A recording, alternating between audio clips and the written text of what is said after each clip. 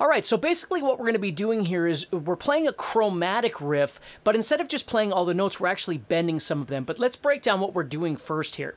Now, my guitar sound has got some reverb and delay on it. And I don't expect you to do that, and it may or may not be part of the song. I just use this because it kind of wettens up the sound a little bit when I made the jam track. So what I'm doing here is I'm playing 10, 9, 8, 7 on the 5th string, like this. And then 10, 9, 8, 7 on the 6th string as well.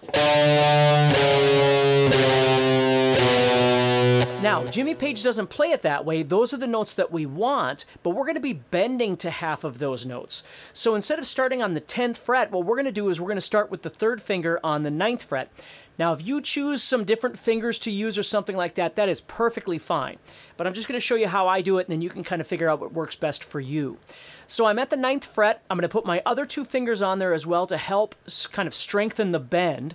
And what I'm going to do is I'm going to turn my wrist this way, and I'm going to pull that string with me, and I'm going to bend that 9th fret up a half step so I can check the pitch and then go back and try and bend until I hear that sound. Now, you could bend toward the ceiling or toward the floor. The only problem is that you may wind up going off the guitar if you try and go toward the ceiling. So in this case, I would recommend certainly trying to pull it towards the floor like this. And then what you're going to do is you're going to release it back to the normal 9. Then you're going to go to the 7th fret and you're going to do exactly the same thing, but this time you're probably going to be on your 1st finger.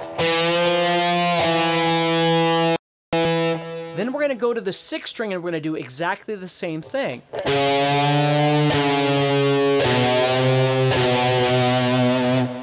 Okay, now I tend to add a lot of vibrato onto these things just because it feels comfortable to me.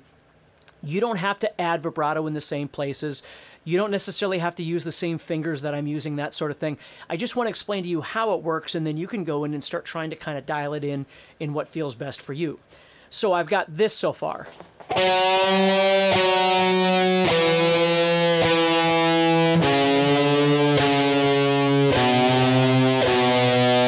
Now, in between those, every time I get done with one string, I'm going to pluck the 6th string open.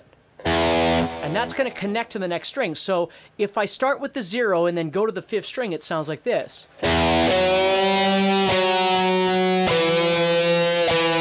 And then I'm going to do the same thing on the 6th string.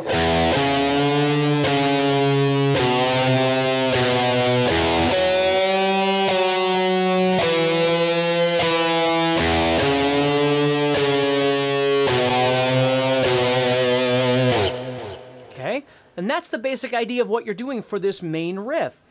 You really want to spend time listening to those bends. And again, you can always go back and listen to the 10, and then bend to it, and then the 8, and try and kind of use your ear as you're playing these as well.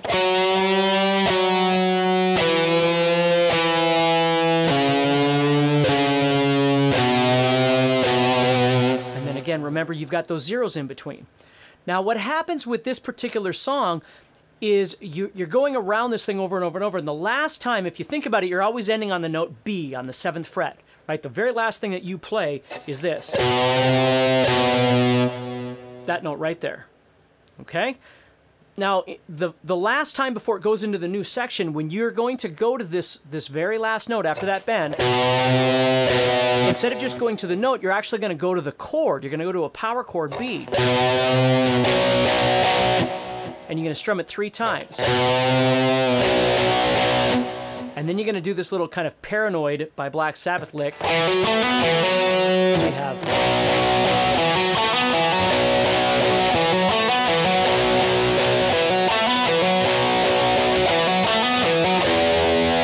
And then you hit the 6th string, and then you start all over. Just start all over again. Now, it's not necessary to have, let me turn off the delay and reverb here so you can hear it without it. Now I'm going to play that same riff for you again.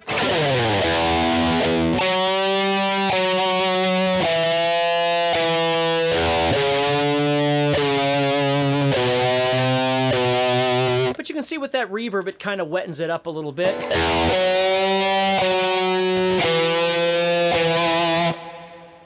right? And if I had just a little delay in there.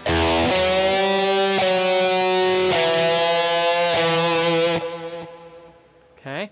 So again, it doesn't matter. I just want you to see what I'm using on this thing. So hopefully that's kind of fun for you. Hopefully it helps you a little bit with your bending if you're using string bending.